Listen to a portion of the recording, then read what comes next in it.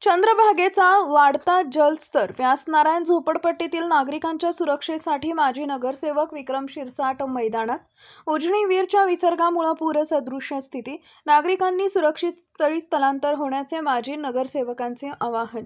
उजनी आणि वीर धरणातून मोठ्या प्रमाणात पाण्याचा विसर्ग सुरू झाल्याने चंद्रभागा नदीपात्रातील पाण्याची पातळी झपाट्याने वाढतीये।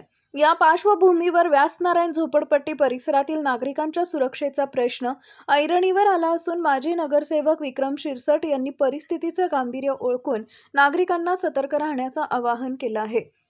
उजनी धरणातून 71,600 क्युसेक तर वीर धरणातून 42,833 क्युसेक असा एकूण 1,14,433 क्युसेक पाण्याचा विसर्ग नदीपात्रात सुरू आहे।